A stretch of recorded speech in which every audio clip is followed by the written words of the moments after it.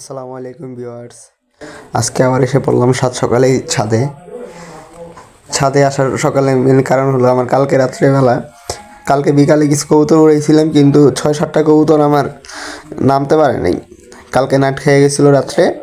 তো সকালে উঠে দেখি যে না, আলহামদুলিল্লাহ সবগুলা কবুতরই নামছে সকালে। বামে এসে দেখি 6-7টা সবইগুলাই আছে। আর সকালে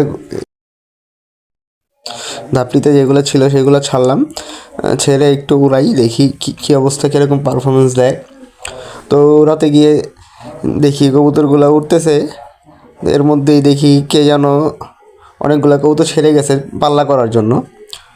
যাই হোক, আমার কবুতরগুলো পাল্লার কবুতর সাথে মোটামুটি ভালোই উঠলো, কিন্তু পাল্লার কিছু কবুতর আমাদের আশেপাশেই পড়ে গেছে। দেখলাম আমার ঝাঁকের সাথেও কিছু কবুতর উড়ে নামছিল, কিন্তু বাসায় বসেনি। যাই হোক, যার কবুতরই উঠছে সেগুলো ছাড়ছিল পাল্লায়, সবগুলো যেন তার সহি সালামতে তার বাড়িতে চলে যায়। হয়তো বা কেউ গেম খেলছে, কারণ কি অনেকগুলো কবুতর একসাথে ছিল। ওই আপনারা যদি দেখতে পারবেন, এই দিক থেকেই ভিডিওর ভিতরে কিছুটা ধারণা হয়েছে যে অনেকগুলো কবুতর, প্রায় হয়তো বা 2700 কবুতর হবে একটা চাকলা। সবগুলো কবুতর কে যেন ছেড়ে গেছে। যাই হোক, সবার জন্য শুভকামনা, যাতে তাদের কবুতরগুলো ভালোভাবে বাড়ি ফিরে যেতে পারে। সবাই একটা ভালো রেজাল্ট করুক এই শীতে, আমি এটাই চাই, এরকমই দোয়া করি সবার জন্য। এই দেখেন আপনার ওই চাকলার কবুতরগুলো কিছু ছয়টা নামছে ওই 600-700 কবুতরের ভিতরে। সবাই একটা ভালো পারফরমেন্স করুক, এটাই শুভকামনা। আমার কবুতরগুলোও এখন আস্তে আস্তে নামতে শুরু করতেছে।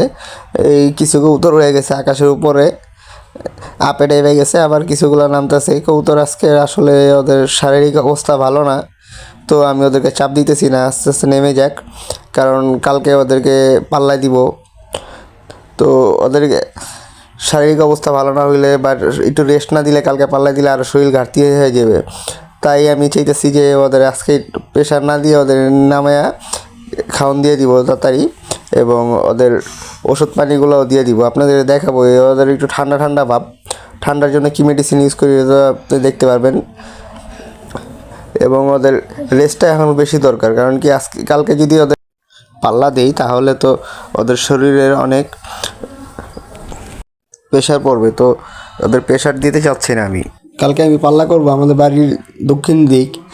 তো দক্ষিণ দিক হিসাবে আমার যে 2-2.5 কিলো পাল্লা যাবে, আমি তো কবুতর চারদিকে ঘুরাবো। 2-2.5 কিলো পাল্লা যদি করি, হয়তো বা আমার পাগলা বা ফতুল্লার মিডলে পড়বে আমার বাড়ি থেকে ডিস্টেন্স 2.5 কিলো হয়তো বা।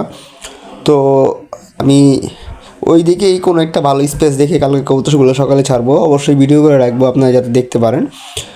আর আমার কবুতরগুলো কালকে নাইট খাওয়াতে অনেক কবুতরগুলো দুর্বল হয়ে গেছে। সো আমি দুর্বলতা কাটানোর জন্য এবং ঠান্ডার জনিত যাতে না লাগে যায়, তার জন্য আমি কিছু ওষুধ ওদেরকে দিব। আমি সবসময় ঠান্ডার জন্য ডক্সিবেট এই মেডিসিনটা ইউজ করি, কারণ ডক্সিবেট এই মেডিসিনটা খুবই উপকারী। সকল গবাদি পশু পাখির জন্য ডক্সিবেট এই ওষুধটা আমরা ব্যবহার করতে পারবো। ডক্সিবেট ওষুধ খাওয়ানোর নিয়ম হলো 1 লিটার পানিতে 1 মিলি।